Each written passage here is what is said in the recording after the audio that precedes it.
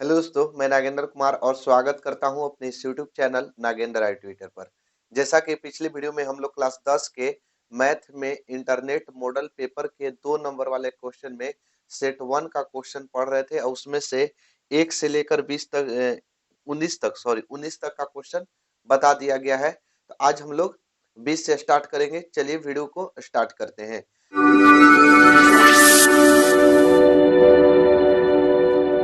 जैसा कि question number 20 आपके सामने दिखाई दे रहा होगा। क्वेश्चन में बोल रहा है ना कि दी गई आकृति में AP by PB equal to AQ by QC हो तो सिद्ध करे कि ABC एक समद्विबाहु त्रिभुज है। ध्यान दीजिएगा, थोड़ा सा चित्र आप लोग देख सकते हैं। देखिए तो चित्र में क्या बोला है कि ABC एक त्रिभुज है। ABC एक त्रिभुज है जिसमें दिया हुआ है P, यहां दे दिया है, यहाँ Q दिया है। ठीक है। बोला है ना कि सिद्ध करके लाना है कि एबीसी एक समद्विबाहु त्रिभुज है। ध्यान से समझिएगा भैया। समद्विबाहु त्रिभुज सिद्ध करने के लिए सबसे पहले यहाँ लिखेंगे कि दिया है। क्या लिखेंगे? दिया है। तो क्या दिया है बताइए तो? दिया है कि एबीसी एक त्रिभुज है। पहला में लिखना है कि एबीसी एक त्रिभुज है। एबीसी एक क्या है? त्रिभुज है। फिर दूसरा क्या दिया है इसमें दूसरा दिया है ना कि कोण एपी बटे पीबी, एपी बटे पीबी बराबर ए क्यू बटे क्यूसी। ये दे दिया हुआ है ए क्यू बटे क्यूसी। ठीक। अब और कुछ दिया है नहीं? और हाँ, यहाँ देखिए संकेत दिया है। देखिए थोड़ा सा किताब में गलती किया है, आप लोग थोड़ा ध्यान दीजिएगा कि कोण P और Q को ऐसे घेर दिया है। तो इसका कहने का मतलब है ना कि कोण ए पी क्यू यानी P के कोणवा और ए सी बी यानी C के कोणवा दोनों बराबर है। लिखना चाहिए था, गलती से छूट गया है, मिस्टेक से इसको। ठीक है। तो यानी P और C क्या है? बराबर है। ई भी दिया हुआ है। ठीक। तो कोण कोण ए पी क्यू ऐसे लिख सकते हैं, ए पी क्यू बराबर कोण ए सी बी, कोण ए सी बी। ये भी दे दिया है।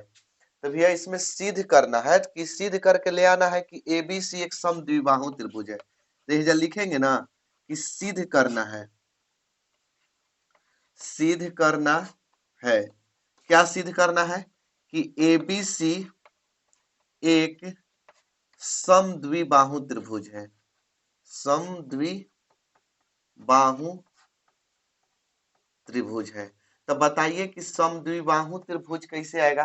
तो जिसकी दो भुजा आपस में बराबर होती है ना, उसी को हम समद्विबाहु त्रिभुज कहते हैं। तो अगर हम इस त्रिभुज में कोई भी दो को भुजा बराबर कर देंगे तो समद्विबाहु त्रिभुज हो जाएगी। तो ध्यान दीजिएगा। अब यहाँ प्रमाण में देखिएगा, इधर हम बता रहे हैं प्रमाण। देखिए ध्यान दीजिए, प्रमाण में हम देखे चलते हैं। जो पहले दिया है ना अनुपात वाला, उसको पहले लिखेंगे। किसको लिखेंगे? एपी बटे पीबी और ए क्यू बटे क्यूसी। यहाँ लिख देंगे एपी बटे पीबी अब बराबर ए क्यू बटे क्यूसी। ठीक है। ये कहां से लिखे तो कह दीजिएगा कि देवल गई है, दिया है। ठीक। अब आगे सुनिए। तो जब इतना भैया दे दिया है कि एपी बटे पीबी अब ए क्यू बटे क्यूसी दिया है, तो आप लोग थेल्स प्रमेय के विलोम जानते हैं कि जब दो भुजाएं एक ही अनुपात में हो, विभाजित हो, तो उसके क्या होता है? तीसरी भुजा क्या होती है? समांतर होती है। माने ये रेखा जो होगा ना पी क्यू समांतर बीसी के हो जाएगा। कहने का मतलब पी क्यू हो जाएगा समांतर बीसी के। ठीक है। ये कहां से? तब कहिएगा कि थेल्स प्रमेय के विलोम से, थेल्स प्रमेय के विलोम। एक बार और समझा देते हैं। ठीक। देखिए ई चूंकि उतार दिए, उतारने के बाद अगर यदि किसी त्रिभुज की एक भुजा किसी अन्य दो भुजाओं को एक ही अनुपात में विभाजित करता है तो वह तीसरी भुजा के समांतर होती है। तो चूंकि एपी बटे पीबी और ये क्यू बटे क्यूसी दे देवल गई है, ये देवल गई है कि नहीं देवल गई है? तो जब इसको हम लिख दिए अनुपात में दिया है, तो जब अनुपात में दिया रहता है तो क्या सिद्ध करना रहता है, समांतर वाला सिद्ध करना रहता है थेल्स प्रमेय के बिलो में। तो जब अनुपात में दे दिया है तो पी क्यू समांतर बीसी लिख सकते हैं कि ना लिख सकते हैं, बताइए। तो लिख सकते हैं। तो जब समांतर लिख सकते हैं तो भैया समांतर कोण जो होता है ना, समांतर जब जब दो रेखा आपस में समांतर हो जाती है तो उनके संगत कोण बराबर होते हैं, पढ़े होंगे। देखिए जब दो गो रेखा आपस में समांतर होती है और एक तिर्यक रेखा प्रतिच्छेद करे तो यहाँ के कोणवा और यहाँ के कोणवा दोनों बराबर होता है। तो कौन कोण से, तो संगत कोण से। कौन कोण से, तो संगत कोण। तो देखिए तो इसको अगर हम आगे की ओर बढ़ाएं तो ऐसे बढ़ेगा, इसको आगे की ओर बढ़ाए तो ऐसे बढ़ेगा। तो यही यही ना कोणवा ए वाला, देखिए ई वाला कोणवा और ई वाला कोणवा दोनों का होगा, बराबर होगा। कौन कोण से होगा, तो संगत कोण से। तो ऐसे लिखिएगा। अब इसको मिटा देते हैं, इससे हमारा क्या काम है, हम आपको समझाने के लिए खींच दिए थे। ए पी क्यू, कोण ए पी क्यू बराबर कोण ए बी सी, कोण ए बी सी दोनों का होगा, बराबर होगा। कौन कोण से, संगत कोण।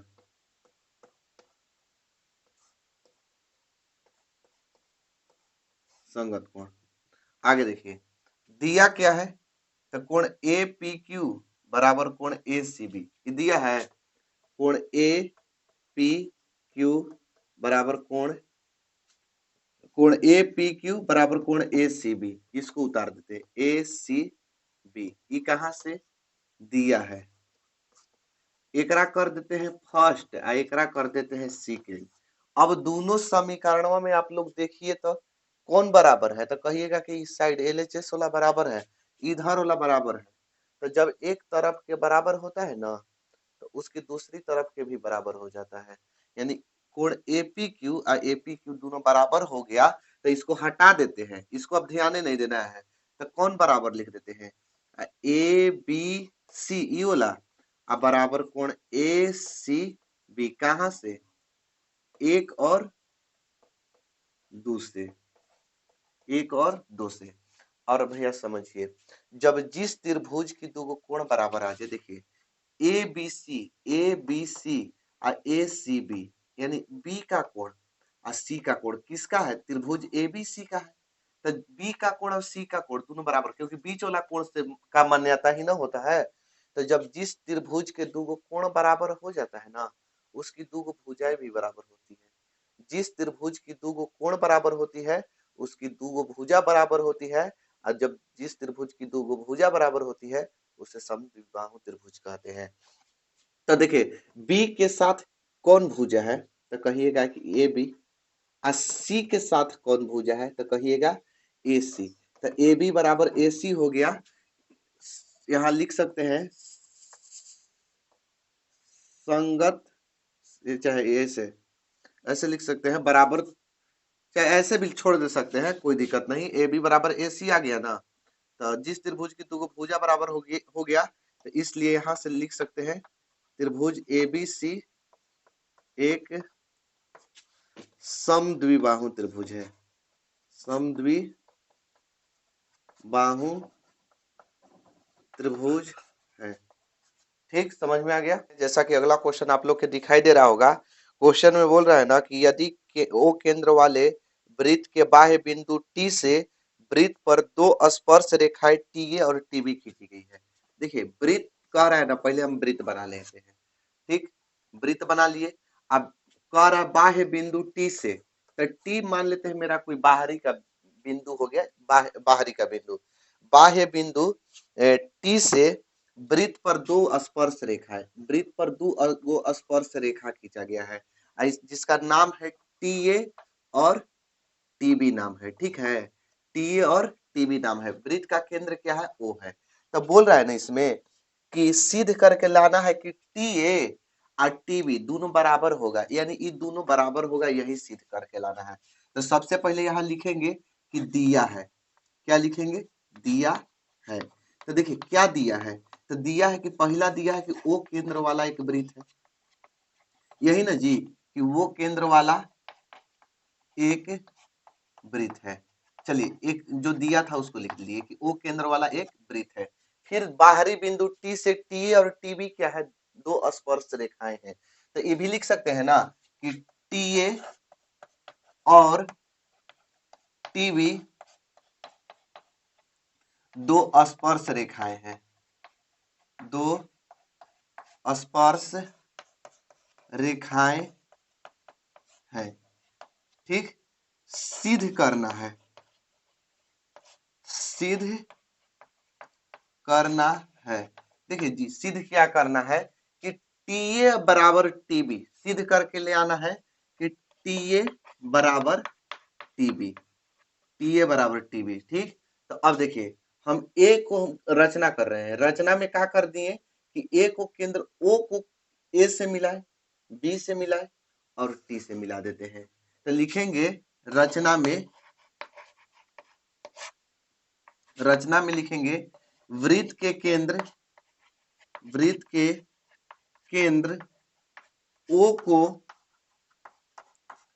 को ए बी तथा टी से मिलाया, ए बी तथा टी से मिलाया।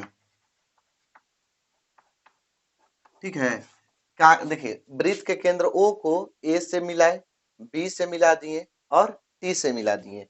अब प्रमाण में देखिएगा, प्रमाण यहाँ यहाँ लिखते हैं प्रमाण। तो जब हम मिलाए तो भैया इसमें दो गो न त्रिभुज बनने लगा। एक त्रिभुज का नाम हो गया ओ टी ए, चाहे ए ओ टी, किसी तरह से आप लोग कह सकते हैं, ओ टी ए चाहे ओ ए टी। तो हम लिखते हैं ओ ए टी, किसी तरह से लिख सकते हैं आपका मन। एक बन गया ओ बी टी, देखिए दो त्रिभुज बन गया ना, ओ बी टी और ओ ए टी, तथा त्रिभुज ओ बी टी में। ठीक है, दोनों त्रिभुज में ले लेते हैं, ओ ए टी और ओ बी टी में। अब देखिएगा ध्यान से समझिएगा यहाँ कि यहाँ कोण कितना डिग्री का बन रहा है, तो कहिएगा कि 90 डिग्री। अब कहिएगा काहे 90 डिग्री का बन रहा है, तो प्रमेय 10.1 आप लोग सिद्ध किए होंगे तो पता होगा, उसमें है कि यदि दो नहीं, कि यही है कि स्पर्श रेखा पर स्पर्श रेखा पर त्रिज्या लंब होती है। तो चूंकि ओ ए और ओ बी वृत्त की त्रिज्याएं हैं, समझ में आ रहा है, ये भी त्रिज्या है, ओ ए भी त्रिज्या है वृत्त के और ओ भी त्रिज्या है। तो प्रमेय 10.1 में कि त्रिज्या स्पर्श रेखा पर लंब होती है, तो जब त्रिज्या है तो ओ ए भी लंब होगा और ओ भी लंब होगा, यानी कोण ए भी 90 डिग्री, बी भी 90 डिग्री। ये दोनों भुजा बराबर होगा, क्यों, क्योंकि त्रिज्या हमेशा बराबर होती है। तो ये भी लिख सकते हैं ओ ए बराबर ओ बी, दोनों यहाँ लिख देंगे वृत्त की त्रिज्याएं हैं, वृत्त की त्रिज्याएं हैं। ओ ए बराबर ओ बी क्या है, वृत्त की त्रिज्याएं हैं। अब देखिए जब दोनों भुजा बराबर होगा, और ये वाला भुजवा देख रहे हैं इसको, ये वाला भुजवा जो है ना, ये वाला भुजवा यहू त्रिभुजवा के बनाने में काम कर रहा है। यहू त्रिभुजवा में ओ ए टी में भी ओ टी है और ओ बी टी में भी ओ टी है कि नहीं। तो ओ टी बराबर ओ टी है, जो दोनों में हो ना ओकरा उभयनिष्ठ कहा जाता है। तो इसको लिख सकते हैं कि यह उभयनिष्ठ है, उभयनिष्ठ का मतलब दोनों में है, उभयनिष्ठ भुजा। ठीक, और क्या बताया कि कोण ए और कोण बी दोनों मिला के कितना डिग्री, यानी कोण ए भी 90 डिग्री है और बी भी 90 डिग्री है, यानी लिख सकते हैं कि प्रत्येक जो है, प्रत्येक वो कितना डिग्री के है, 90 डिग्री। ठीक है, तो जब जिस त्रिभुज की दो भुजा बराबर आ जाए, एगो कोण बराबर आ जाए ना, तो त्रिभुज सर्वांगसम होती है। क्या होती है जी, सर्वांगसम होती है। ठीक, तो बाकी सर्वांगसम होगी, ध्यान से समझिएगा। और जब एक कोण 90 डिग्री का होता है ना, तो वो आर एच एस से सर्वांगसम होती है।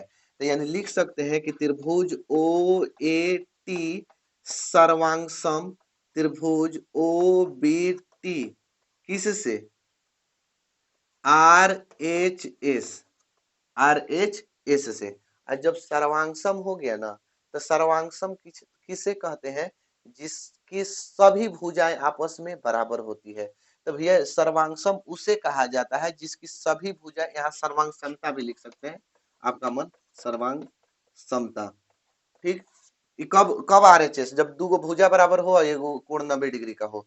तो हाँ, अब सर्वांगसम के बारे में बता रहे थे।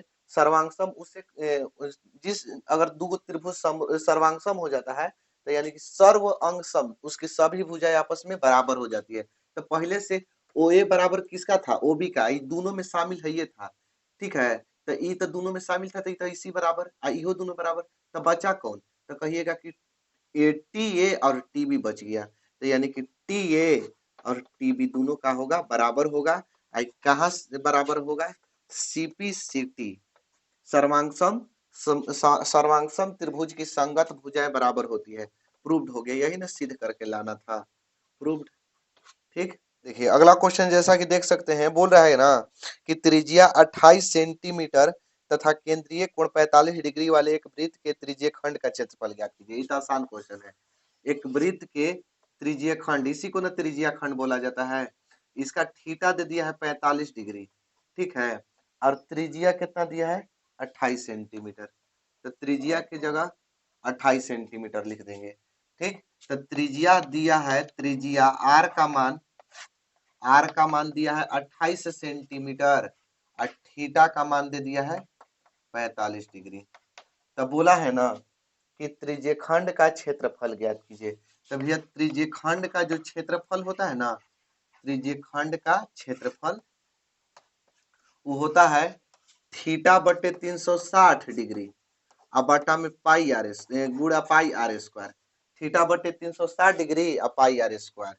थीटा का मान बताइए तो कितना है, तो कहिएगा कि 45 डिग्री। तो 45 डिग्री बैठा दें, अब बटा में 360 है, आ गुड़े पाई का मान 22/7, और त्रिज्या है ना आर का मान कितना दे दिया है, तो कहिएगा 28 है। तो आर स्क्वायर है, तो 28 के स्क्वायर करेंगे तो 2 बार भी लिख सकते हैं, कोई दिक्कत है तो नहीं। तो देखिए 45 अट्ठे कितना 360, 7 चौ 28, 4 से 4 दूनी 8, 14 दूनी 28, 14 से 22 में गुणा करिए, 14 दूनी 28, 14 दूनी 28 और 2 हसीलिया 30, यानी कि 308 सेंटीमीटर स्क्वायर होगा, यही आंसर। ठीक है, समझ में आ गया।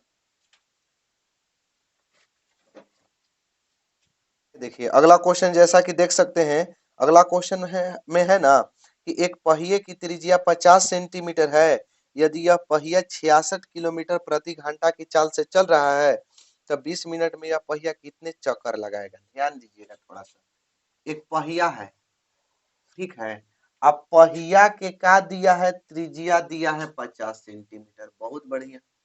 त्रिज्या के जगह 50 सेंटीमीटर लिख दिए, का है पहिया। अब आगे देखिए, आगे कह रहा है ना कि पहिया 66 किलोमीटर प्रति घंटा की चाल से चल रहा है, तो यह 20 मिनट में कितना चक्कर लगाएगा। एकदम ध्यान से समझिएगा, चक्कर की संख्या कैसे ज्ञात करते हैं। तो पहले चक्कर कितना लगाएगा, तो ये पहले जानेंगे कि कितना दूरी चल के गया है, ये हमको पता रहेगा तब ना हम पता करेंगे कि कितना चक्कर, कितना बार घूमा है, कितना चक्कर लगाया है। तो पहले ये जानेंगे कि कितना दूरी तय करके गया है। अब यह देखिए, टायर जो होता है, पहिया जो होता है, पहिया के जो गोले गोले टायरवा होता है, यही ना चक्कर लगाता है, यही ना जो गोले गोले ऐसे है, यही सब ना चक्कर लगाता है, गोल का भागवा ऐसे, यही ना चक्कर लगाता है। तो यही जब चक्कर लगाता है, यही चक्कर जब लगाएगा, तो इसको किनारे किनारे वाले भाग को क्या कहते हैं, तो कहिएगा कि इसको तो परिधि कहते हैं। तो जब परिधि इसको कहते हैं, तो पहले हम परिधि निकाल लेते हैं कि इसका परिधि कितना होगा, क्योंकि परिधि है ना घूमेगा गोले गोले गोले गोले, तो परिधि इसका निकाल लेते हैं। तो पहले त्रिज्या कितना दिया था, तो कहिएगा कि आर का मान दिया था 50 सेंटीमीटर, तो लिख दिए आर का मान 50 सेंटीमीटर। फिर तो हम पहले निकाल लेते हैं पहिए की परिधि, पहिए की परिधि। तो पहिया किस आकार के है, तो कहिएगा कि पहिया वृत्ताकार है। तो वृत्त की परिधि क्या होता है, तो कहिएगा कि 2 पाई आर होता है। तो 2 के 2 और पाई का मान होता है 22/7, और त्रिज्या दिया है 50। ठीक है, कटेगा तो ना, तो 5 दूनी के 10 यानी 50 दूनी 100, 100 में 22 से गुणा करेंगे तो 2200 बटा में 7, इतना सेंटीमीटर, क्योंकि सेंटीमीटर में दिया था। यानी कि हम पहिया के गोले गोले भाग के निकाल लिए कि इतना सेंटीमीटर है। अब आगे सुनिए, आगे क्या कह रहा था कि यह पहिया 66 किलोमीटर प्रति घंटा की चाल से चल रहा है। तो पहिया की चाल कितना दिया है? पहिया की चाल, पहिया के है ना, यदि यह पहिया, हाँ पहिया की चाल, पहिया की चाल दिया है 66 किलोमीटर प्रति घंटा, 66 किलोमीटर प्रति घंटा। यानी कि कहने का मतलब है ना कि 66 किलोमीटर प्रति घंटा पहिए की चाल है, तो यानी 1 घंटा में पहिया 66 किलोमीटर दूरी तय करता है। 1 घंटा में पहिया द्वारा 66 किलोमीटर दूरी तय किया जाता है। तो यहाँ लिख सकते हैं, चूंकि 1 घंटे में, चूंकि आप लोग जानते हैं कि 1 घंटे बराबर होता है 60 मिनट, तो यानी 60 मिनट भी लिख सकते हैं, चाहे 1 घंटा भी लिख सकते हैं। 1 घंटे में पहिया द्वारा तय की गई दूरी, पहिया द्वारा तय की गई दूरी, क्योंकि पहले हमको दूरी पता करना है ना कि कितना दूरी तक गया होगा। तो भैया दिया है 66 किलोमीटर दिया है, एक घंटा में 66 किलोमीटर तय करता है। तो 1 मिनट में कितना करेगा? 60 मिनट में 66 किलोमीटर, तो इसलिए 1 मिनट में 66 बटा में 60 किलोमीटर में है। और चूंकि पहिया की परिधि सेंटीमीटर में है, तो दोनों में ना रिलेशन बन पाएगा।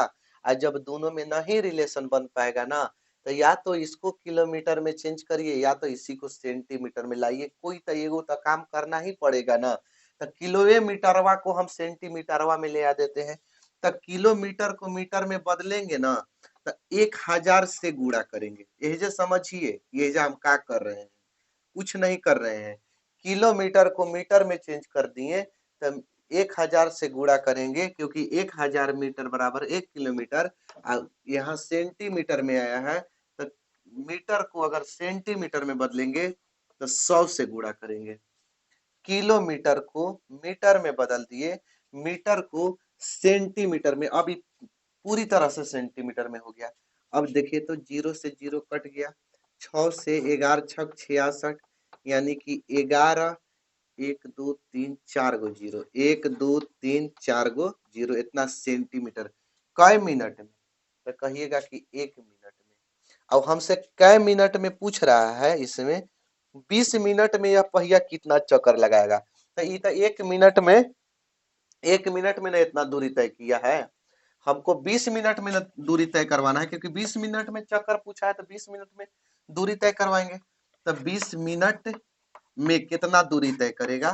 तो 11, 1 2 3 4 गुणा 20 बराबर 11 दूनी 22, कै गो जीरो? 1 2 3 4 5 गो जीरो, 1 2 3 4 5 गो जीरो, इतना सेंटीमीटर दूरी तय करेगा कै मिनट में? 20 मिनट में। अब हमसे पूछा है कि कितना चक्कर लगाएगा, तो चक्करों की संख्या, चक्करों की संख्या, तो चक्करों की संख्या कैसे निकलेगा? तो कहिएगा ना कि जितना दूरी तय किया है ना, उसको पहले लिखेंगे। तो तय की गई दूरी, चाहे कुल दूरी, तय की गई दूरी अब बटा में पहिए की परिधि, यही फार्मूला होता है, पहिए की परिधि। माने जितना दूरी तय किया है ना, उसको लिखेंगे, जितना दूरी तय किया है उसमें पहिए की जितना परिधि है उससे भाग दे देंगे, तो हमको पता चल जाएगा कि कितना दूरी तय किया है। तो तय की गई टोटल दूरी कितना है? तो 22 पर कै गो जीरो? 1 2 3 4 5 गो जीरो, 1 2 3 4 5, अब बटा में पहिए की परिधि कितना आया है?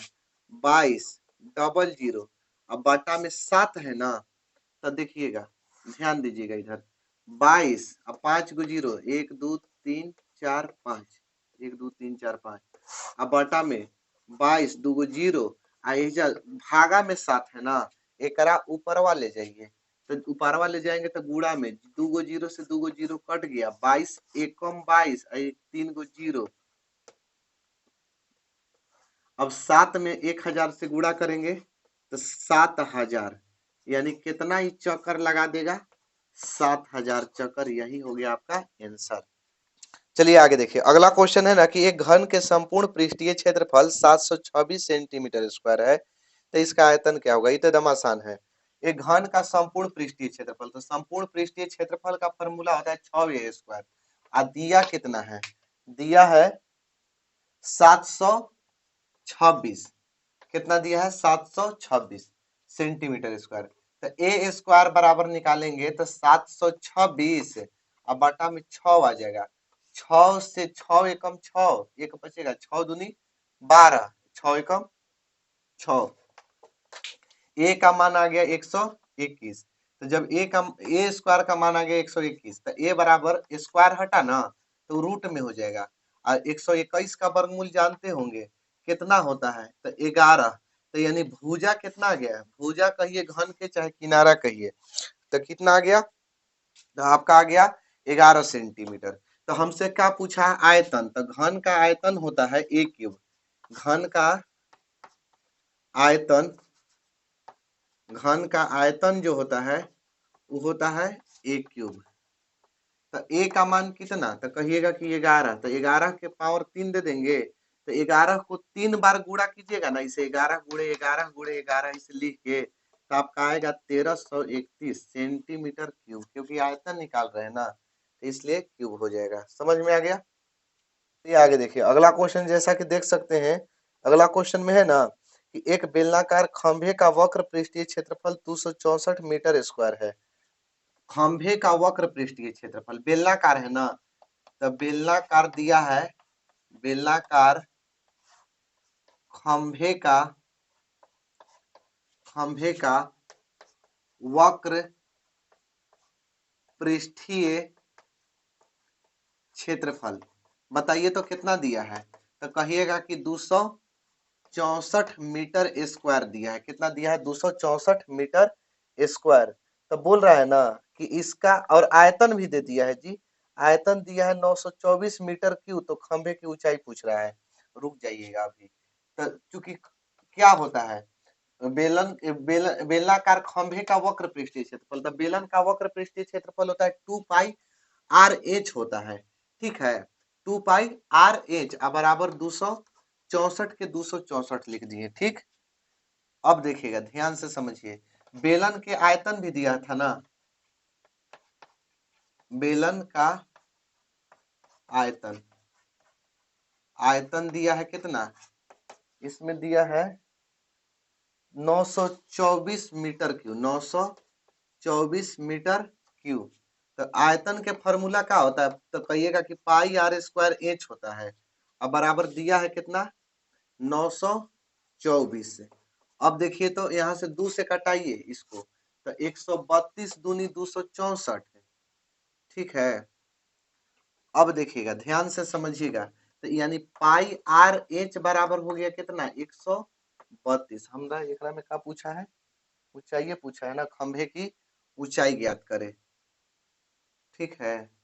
तो अगर हम यहां से एच का मान निकाल दें, एच का मान, एच का मान यहां से निकाले तो हो जाएगा 132 बटा में पाई आर। देखिए क्या किए हम कि एच बराबर, हम इसको क्या किए कि इधर भेज दिए इस साइड।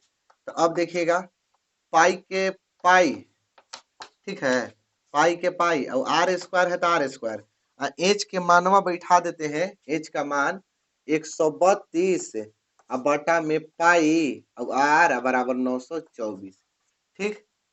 हम एच के जगह पर एच के मानवा बैठा दिए, पाई से पाई कट गया, 2 गो आर से 2 गो, 1 गो आर बचेगा। तो अब आर का मान निकालेंगे तो 924 अब बटा में 132, 132 से कै बार में कटेगा, 9 बार में नहीं, 8 बार में, 8 बार में नहीं कटेगा, 7 बार में कट जाएगा, 17 21 22 7 9, 7 बार में कट जाएगा। तो आर का मान कितना हो जाएगा 7 सेंटीमीटर। कितना हो गया 7 सेंटीमीटर। तो अगर हम आर का मान इसमें रख दे, इसको फर्स्ट इक्वेशन बना ले, फर्स्ट में रखने पर तो एच बराबर 132 अब बटा में पाई का मान 22 बटा में 7 है तो 7 को ऊपर भेज दीजिए, बटा में 7 कीजिएगा ना तो 7 को ऊपर डायरेक्ट भेज दिए। अब आर है ना, आर का मान कितना है 7 है, 7 से 7 कट गया 22 छके 132 तो एच का मान कितना आ गया 6 सेंटीमीटर। ठीक है। देखिए अगला क्वेश्चन जैसा कि देख सकते हैं, अगला क्वेश्चन में है ना कि अच्छी प्रकार फेंटी गई 52 पत्तों की एक गड्डी में से एक पत्ता निकाला जाता है, लाल रंग का रानी प्राप्त करने की प्रायिकता ज्ञात कीजिए। लाल रंग का रानी, रानी क्वीन को कहते हैं, तो क्यू से बेगम, बेगम को शायद रानी बोलते हैं ना जी, उसी को बोलते हैं शायद। अरे छोड़िए ना, पत्तों की संख्या, ताश में पत्तों की संख्या कितना होता है आप लोग जानते होंगे, ताश में पत्तों की संख्या, पत्तों की संख्या कितना होता है 52 होता है। अब लाल रंग का बेगम, लाल रंग का बेगम कैगो, लाल रंग का बेगम कैगो होता है, बेगम का मतलब रानी, रानी, रानी का मतलब क्यू, क्वीन। ठीक है, ये वाला संकेत में दिया रहेगा।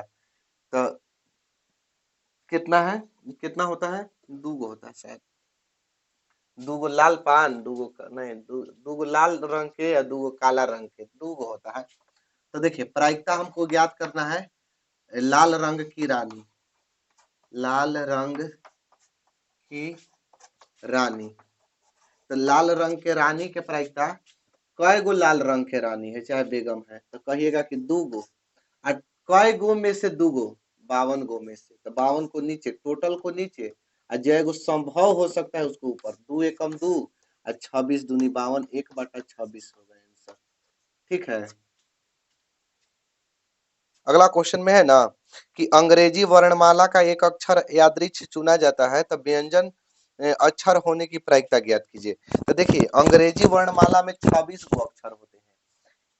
देखिए ए से लेके जेड तक टोटल कै गो अक्षर, अंग्रेजी वर्णमाला में यहाँ लिखते हैं, अंग्रेजी वर्णमाला में अक्षरों की संख्या में, अक्षरों की संख्या, अक्षरों की संख्या बराबर कै गो, तो टोटल 26 गो अक्षर। अब कह रहा है व्यंजन वर्ण, व्यंजन वर्ण माने जानते हैं, व्यंजन वर्ण कॉन्सोनेंट, कॉन्सोनेंट। अब इंग्लिश हमको गलती भी हो सकता है जी, हमको बुझाता नहीं है इंग्लिश। तो व्यंजन वर्ण कॉन्सोनेंट कै गो, तो कहिएगा कि टोटल 21 गो कॉन्सोनेंट, 21 गो का मतलब भवेल कै गो होता है, तो 5 गो होता है। कौन कौन, ए ई आई ओ यू भवेल होता है, तो यही 5 गो के छोड़ दीजिए तो बाकी सब कॉन्सोनेंटे ना बचेगा, यानी व्यंजने ना बचेगा। तब प्रायिकता हमसे पी, प्रोबेबिलिटी पी, पी का मतलब प्रायिकता, किसका प्रायिकता पूछा है, तो कहिएगा कि व्यंजन वर्ण का प्रायिकता पूछा है। तो व्यंजन वर्ण कै गो टोटल, तो कहिएगा कि 21 गो, कै गो में से 26 गो में से, यही हो गया आंसर। चलिए आगे देखिए, अगला क्वेश्चन में है ना कि वर्ग अंतराल दिया है और बारंबारता दिया है, इसका बोला है कि माध्यिका ज्ञात करे। तो देखिए माध्यिका ज्ञात करने के लिए हम बताते हैं, पहले वर्ग अंतराल लिखते हैं, वर्ग, यहां से लिखते हैं वर्ग अंतराल, अंतराल कितना कितना दिया है, 0 से शायद 10 दिया है ना, 0 से 10, 10 से 20, 20 से 30, 30 से 40, 40 से 50, 50। बस एगो लाइन और ज्यादा एक्स्ट्रा खींच देना है, योग जोड़ उड़ के ले आने के लिए। अब देखिए इसमें बारंबारता दिया है, बारंबारता, बारंबारता कितना कितना दिया है जी,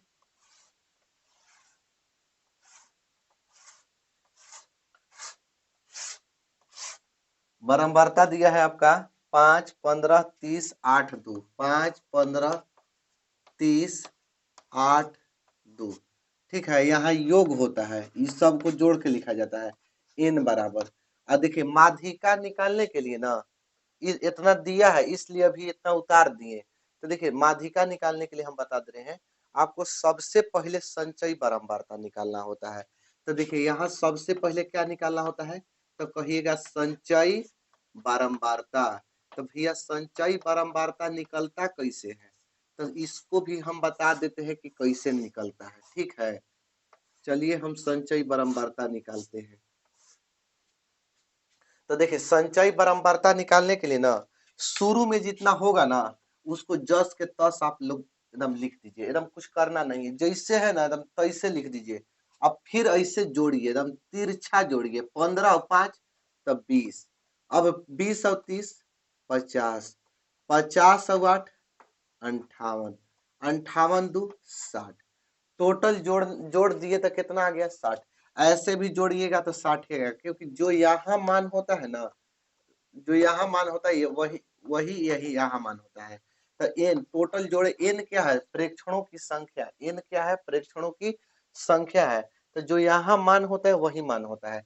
अब करते हैं एन बटे दो। एन बटे दो निकालने के लिए 60 में हम 2 से भाग कर देंगे, क्योंकि आधा करना है, एन का आधा, एन का मान 60 है तो 60 के आधा कितना 30। भैया इससे गड़बड़ होता है लड़का लोग के। अब आगे समझे में नहीं आता कि करे तो क्या करे। तो अब देखिए हमारे बात समझिएगा, ये 30 आ गया ना, कट के कितना गया 30। तो 30वां को देखिए एकदम ध्यान से, आई 30 को पकड़ ले रहिए, मैंने छोड़िएगा मत इसको। इसमें देखिए कि 30 से ज्यादा कौन है। एजा फिर कंफ्यूजन आप लोग होइएगा, कहिएगा कि 50 है, 58 है, 60 है, तीनों तो 30 से ज्यादा है। तो अब हम कहेंगे ना 30 से जस्ट ज्यादा कौन है, माने 30 से एकदम ज्यादा, एकदम ज्यादा का मतलब नहीं कि तुरंत ज्यादा कौन है, तो 30 से तुरंत ज्यादा है 50। ठीक है, जस्ट एकदम कौन ज्यादा है 50। इसको मोटा दीजिए, एकदम बढ़िया, एकदम घोरान घेर देना है, एकदम गोले गोले इसके। ठीक, ऐसे घोरान घेर दिए कि हम अब हमको माध्यक वर्ग मिल गया कि यही माध्यक वर्ग होगा। 30 से जस्ट ज्यादा यही है, यही मेरा माध्यक वर्ग होगा। अब मिल तो गया, इसमें देख लिए, 30 से इसमें देख लिए, इसमें मत देखिएगा, इसमें देखिएगा कौन ज्यादा है, तो 50 आया। बस 50 के ऊपरे वाला CF लिख दीजिएगा। जो घेरा घोरान घेरे है ना बारंबारता में, इसको F लिख दीजिएगा। यानी मेरा यहाँ देखिए जो घोरान घेरे है ना, मतलब ये वाला लाइन में पा रहे हैं, तो निम्न सीमा 20 हो जाएगा। L का मान कितना 20।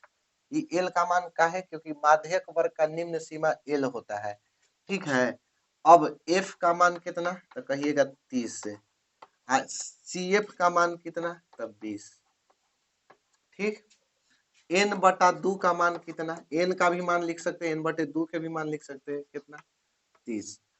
और का के बचल है, हाँ h, एगो h होता है। तो h का मतलब होता है कितना के अंतर चल रहा है। तो कहिएगा 0 से 10, 10 से 20, कितना बढ़ रहा है, 10 बढ़ रहा है, तो 10 के अंतर है। तो देखिए माध्यक का सूत्र होता है, माध्यक बराबर फॉर्मूला, सबसे पहले एल लिखिए, जोड़ का चिन्ह दीजिए, और जोड़ के सामने एकदम प्लस बटा दीजिए। इधर उधर दे देते हैं कितना गड़बड़ा जाता है। n बटा 2 लिखिए, और माइनस CF उसके ऊपर वाला लिखिए, और नीचे बटा में F गुणे H। अब देखिएगा L है ना, L का मान कितना 20, जोड़ n बटे 2 है ना, तो n बटे 2 के मान कितना 30, माइनस CF है ना, तो CF का मान कितना 20, बटा F है ना, F के मान कितना 30, गुणा H है ना, H का मान 10। 0 से 0 कट गया। इधर हम अब बनाते हैं 20 के 20 प्लस 30 में से 20 गया 10, अब बटा में 3। तो 20 से 3 से भागा दीजिए 10 में, तो 3 तिहाई 9, बचा 1.0, 3 तिहाई 9, माने यही होते जाएगा। तो 3.3 लिख सकते हैं। अब 20 और 3 कितना होता है 23 होता है, 23.3, यही क्या होगा आंसर हो जाएगा, यही माध्यक हो जाएगा। ठीक है, समझ में आ गया कि अब की माध्य ज्ञात करना है। देखिए माध्य अभी बता देते हैं कि माध्य कैसे ज्ञात होता है। तो देखिए सबसे पहले वर्ग अंतराल दिया है, वर्ग अंतराल कितना से कितना तक दिया है जी,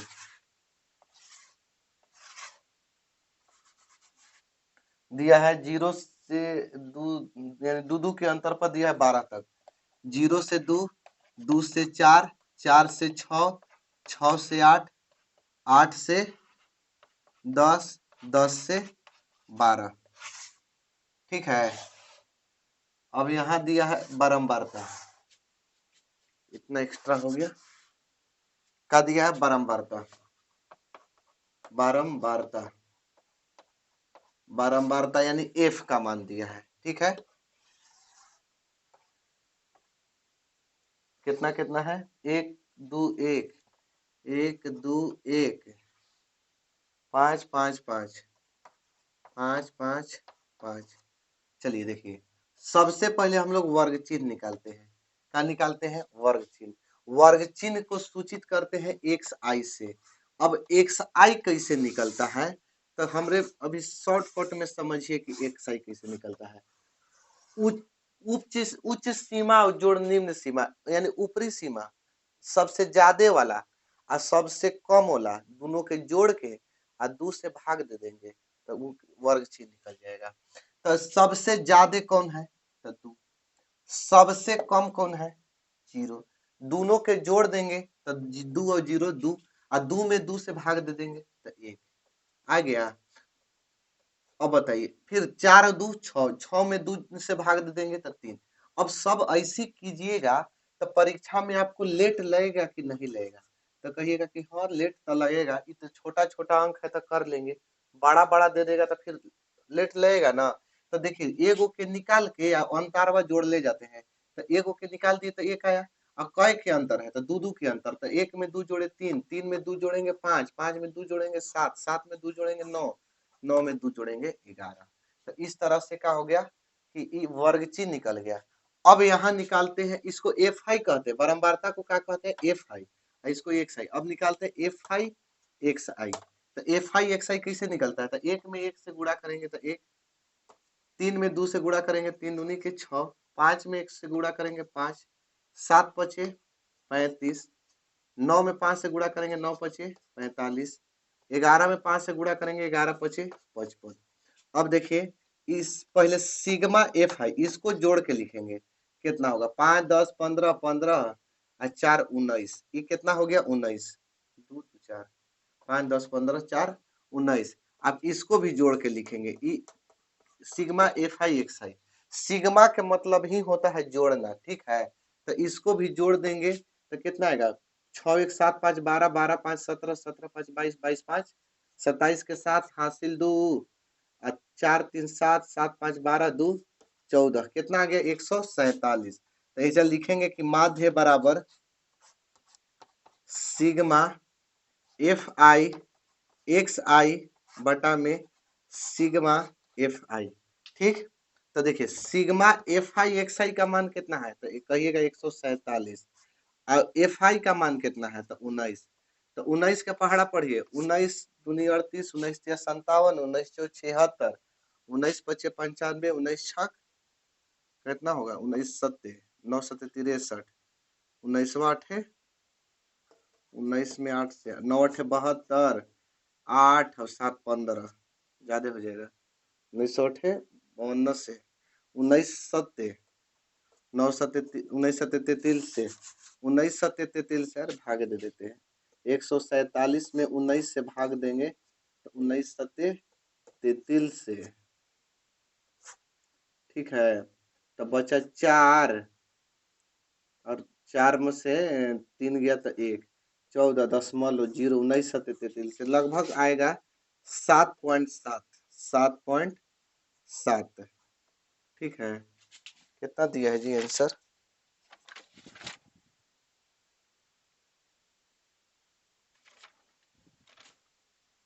महा बकलोले है, दिया है 5 5 और बनाया है 6 6 पर, लगभग 7.7 या 7.8 के करीब आएगा। देख देख लीजिए आंसर में कुछ और बनाया है, यहाँ 5 दे के 6 पर बना के चला है, 5 दे के 6 पर बना के चला है, तो हम लोग क्या कर सकते हैं? बस आज के लिए इतना ही, मिलेंगे अगले वीडियो में अगले टॉपिक के साथ, तब तक के लिए जय हिंद।